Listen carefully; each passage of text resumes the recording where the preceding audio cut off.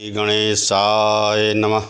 श्री उमामहेश्वराभ्यां नमः। श्री जानकी वल्लभो विजयते। श्री स्वामी हनुमते नमः। ओम नमः पार्वती पतये। हर हर महादेव।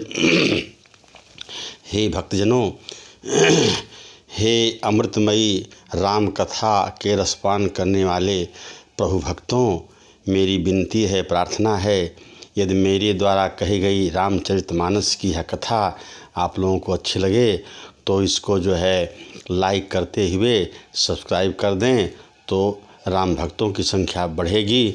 अब आइए मैं पुनः अयोध्या कांड में प्रवेश करता हूँ, जहाँ पर कल मैंने कहा था कि भरत जी को माता कौशल्या अपना पुत्र समझ करके प्रेम पूर्वक समझाती हैं कि हे तात, दुख मत करो, जो कुछ होना था सो हो गया।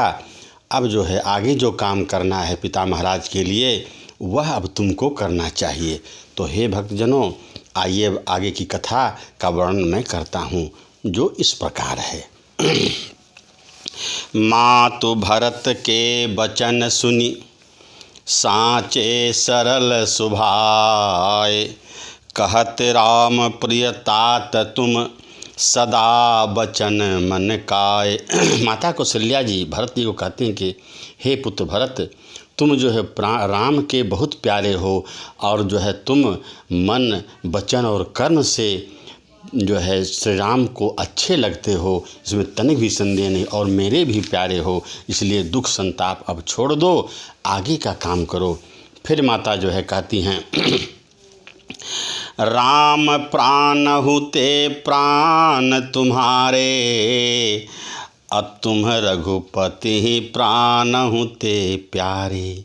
कहती हे पुत्र, श्री राम तुम्हारे प्राणों से भी बढ़कर प्यारे हैं, प्राण प्रिय हैं, और तुम रघुपति प्राण होते प्यारे, और तुम रघुपति के राम के प्राणों से अधिक प्यारे हो। अर्थात दोनों तुम मेरे प्राण के समान हो, तुम भी प्यारे हो, और श्री राम भी हमारे प्यारे हैं, और तुम दोनों भी एक दूसरे को प्यारे हो।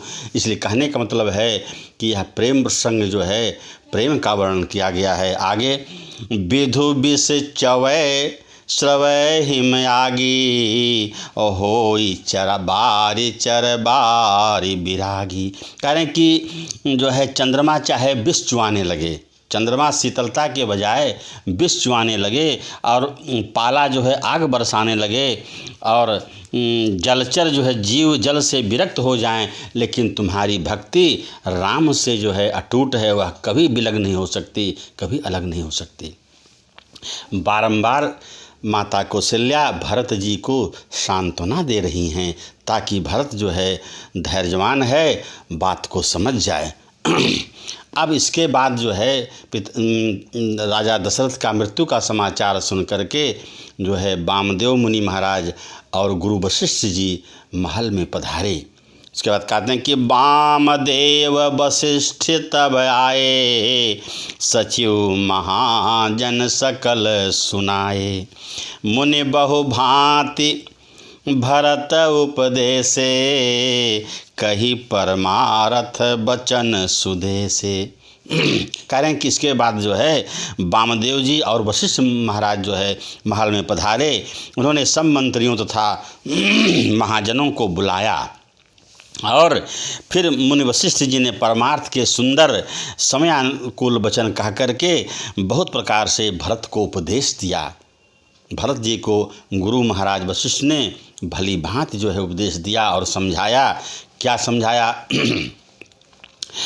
तात हृदय धीरज धरहु, करहु जो अवसर आजु। उठे भरत गुरु बचन सुनी, करन कहो सब काजु। गुरु की आज्ञा को पाकर भरत जी जो धैर्यवान हैं, धर्म के ध्वजा हैं, उन्होंने हृदय में कहा कि हे भरत, अब हृदय में धीरज धरो, और जो आज जिस कार्य के करने का यह अवसर है उसको करो।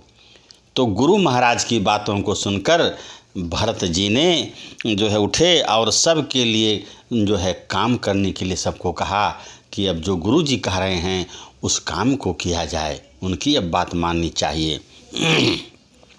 तो उसके बाद जो है गुरु की आज्ञा पा कर के सभी लोगों ने क्या किया, आइए भक्तजन उसको हम लोग प्रेम पूर्वक सुने। करें कि नृप तनु वेद विदित अनहवा, अपरम विचित्र विमान बनावा। करें कि जो वेदों में बताई हुई विधि के अनुसार जो है उनके राजा दशरथ के देह को पवित्र स्नान कराया गया और परम विचित्र विमान बनाया गया। अति दुर्लभ विमान जो सबसे अच्छा होता है उस विमान की रचना की गई। और उसके बाद क्या हुआ, गहि पद भरत मातु सब राखी, रही रानी दर्शन अभिलाखी। करें कि उसके बाद भरत जी सभी माताओं को के चरणों को पकड़ लिया। गहि पद भरत मातु सब राखी, और उनको जो है रख लिया, क्योंकि ऐसा उनको संदेह हुआ ऐसा न हो कि सभी माताएं जो है सती हो जाएं। लेकिन फिर समझाने बुझाने से वो लोग रहीं। और उसके बाद रही रानी दर्शन अभिलाषी, और रानियाँ भी जो है राम के दर्शन के लिए वो भी बड़ा जो है उन लोगों को था मन कि राम का दर्शन आगे होगा, इसलिए वे जो है भरत की बात मान करके रह गईं। और कारण इस प्रकार जो है पितुहित भरत कीन्हि जस करनी, सो मुख लाख जाए नहीं भरनी। करके पिता महाराज के लिए भरत जो संस्कार किया उसका वर्णन मुख से नहीं किया जा सकता, उनकी महिमा अपार है। कारण कि सुदिन सोधि मुनिवर तब आए, सचिव महाजन सकल बुलाए। कहते हैं तुलसीदास बाबा कि जो है पिताजी के लिए भरत जी ने जैसी करनी की वह लाखों मुखों से उसका वर्णन नहीं किया जा सकता।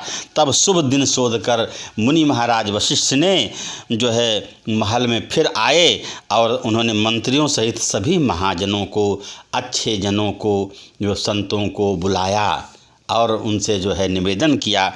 क्या कहा कहा कि सुनहु भरत भावी प्रबल, सुनहु भरत भावी प्रबल, बिलख कहो मुनिनाथ, हानि लाभ जीवन मरण, जस अप जसु विधि हाथ। भरत जी को समझाते हुए मुनि महाराज वशिष्ठ कहते हैं, हे भरत जो है बिलख कर दुखी, भरत जो मुनि महाराज भी बिलख गए, अत्यंत व्याकुल हो गए और कहते हैं शोक मुद्रा में कि हे भरत सुनो, भावी होनहार को कोई नहीं टाल सकता, जो होना था वह हो गया। राजा दशरथ को जाना था इस दुनिया से, वे स्वर्ग को सिधार गए। अब कहते हैं कि हानि लाभ जीवन मरण, विधि अपजस सब जो है मरण, जस अपजस विधि हाथ। करें कि हानि लाभ जीवन मरण और यश अपजस वह विधाता के ऊपर है, उनकी जैसी मर्जी होती है वैसी ही होती, इसलिए हम लोगों को अब चिंता नहीं करनी चाहिए।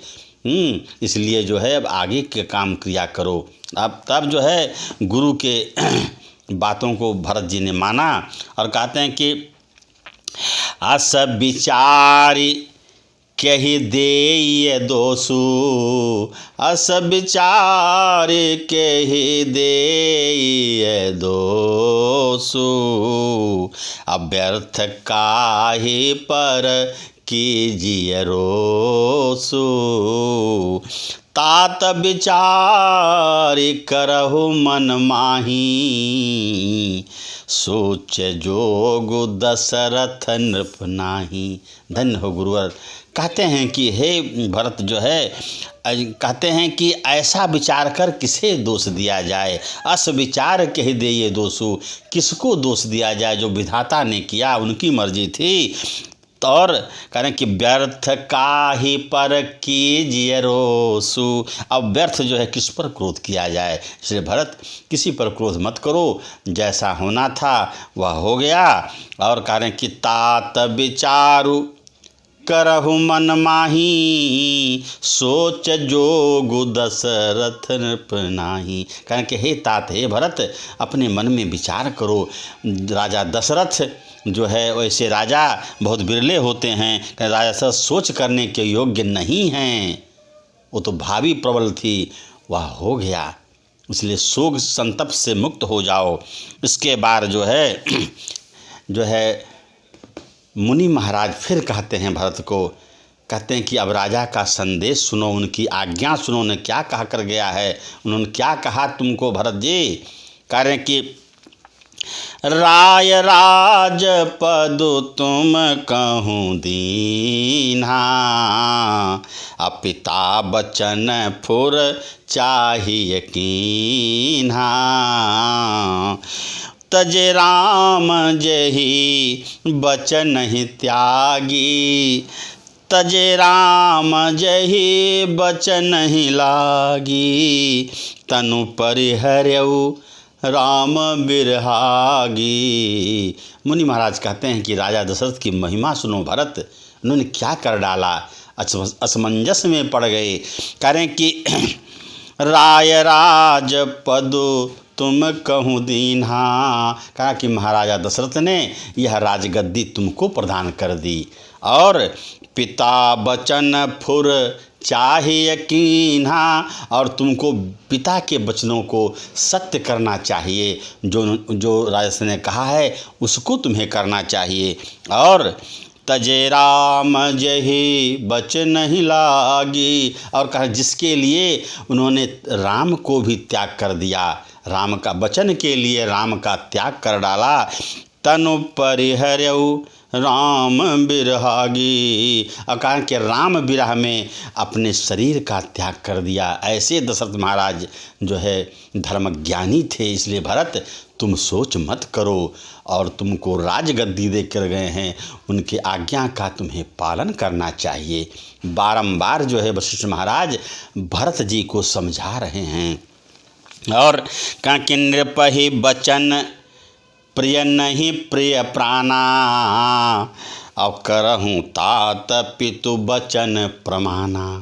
करें कि नृपहि बचन प्रिय नहीं प्रिय प्राणा, करहूँ तात पितु बचन प्रमाना। कहते हैं कि राजा को वचन प्रिय थे, उनके प्राण नहीं प्रिय थे उनको, इसलिए हे तात तुम्हें पिता के वचनों को प्रमाणित करना चाहिए, उसको सत्य करना चाहिए, जैसा कहा गए हैं वैसा तुम्हें करना चाहिए। इस प्रकार मुनि महाराज बारंबार जो है भरत को समझा रहे हैं। और करहूँ शीस धरे भूप रजाई, है तुम कहाँ सब भांति भलाई। अब कह रहे हैं कि इसलिए अपने शरीर शीश पर, अपने मस्तक पर उनकी आज्ञा को धारण करके तुम्हें राज काज करना चाहिए, तुम्हें राजा बन जाना चाहिए, और इसमें ही जो है सबका कल्याण निहित है भरत। कह रहे हैं कि राजा की आज्ञा सिर चढ़ाकर उनका पालन करो, इससे तुम्हारी सब तरह की भलाई है, क्योंकि पिताजी ने तुमको राजा आज्ञा दिया है, यह पिता का वचन है, और पिता के वचनों को पुत्र को मानना चाहिए, ऐसा कथन है। आगे तुलसीदास जी महाराज जो है इस प्रकार इस दोहा में कहते हैं, आइए भक्तजनों हम लोग प्रेम से सुने। कहते हैं कि अनुचित उचित विचारु तजी, जे पालहि पितु बैन, अनुचित उचित विचारु तजी, जे पालहि पितु बैन, ते भाजन सुख सुजस के, बसहि अमर पति ऐन। धन्य हो तुलसीदास महाराज, कैसी उनकी लेखनी। चलिए हे भक्तजनों इसका शाब्दिक अर्थ सुना जाए। कारण कि जो उचित और अनुचित का विचार कर छोड़कर पिता के वचनों का पालन करता है, पिताजी ने जिस वचन को जो है कहा उसको पुत्र का कर्तव्य है कि उसके उनकी आज्ञा का पालन करे। कारण कि जो अनुचित और उचित छोड़कर पिता के वचनों का पालन करते हैं तो कहते हैं ते भाजन सुख, वे सुख के भाजन हैं, सुख के अधिकारी हैं। वे यहाँ सुख और सुजस के पात्र होकर और कहते हैं कि बसही अमर पति ऐन, और अंत में कह रहे हैं कि इंद्रपुरी स्वर्ग में वो निवास करते हैं। इसलिए भरत तुमको जो है राज आज्ञा का पालन करना चाहिए, इसमें सबकी भलाई है, तुम्हारी भलाई है, तुम्हारे प्रजा की भलाई है, माता जी भी लोग तुम्हारी संतुष्ट होंगी, इसलिए जो है तुम वह काम करो जो महाराज दशरथ ने कहा है। तो उसके बाद जब भरत भैया सुने, फिर आगे कहते हैं तुलसीदास महाराज कि गुर के बचन सचिव अभिनंदनु, गुरु के वचन सचिव अभिनंदनु, सुने भरत ही हित जन चंदनु। कह रहे हैं कि गुरु के वचनों को सुनकर और जो है सचिव के अभिनंदन, सचिव का अनुमोदन सुन करके भरत बड़ा प्रेम से अपने हृदय में जो सुना, प्रेम से कह रहे हैं कि उनको, और कह रहे हैं कि उनके लिए हृदय के लिए मानो चंदन के समान शीतल थे। भरत जी को जो लोगों ने वचन कहा चंदन के समान शीतल थे। फिर जो है सुनी बहोरी मातु मृदुबानी, असील स्नेह सरल रस सानी। अब फिर माताओं का वचन सुना भरत जी ने, सभी माताओं के वचनों को सुना और उन्होंने सब लोगों ने कहा भरत अब तुम राजगद्दी करो, इसी में सबकी भलाई है। तब यह जब भरत जी सुने तो उनका मन और व्यथित हो गया कि लोग क्या कह रहे हैं।